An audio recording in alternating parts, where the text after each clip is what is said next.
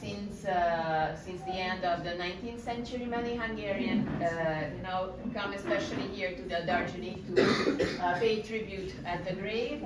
So we made a call for participation a few months ago to send us the pictures of all the Hungarians who during the time came here, and we have a nice collection of these photos, so this is a compilation of these photos sent for us.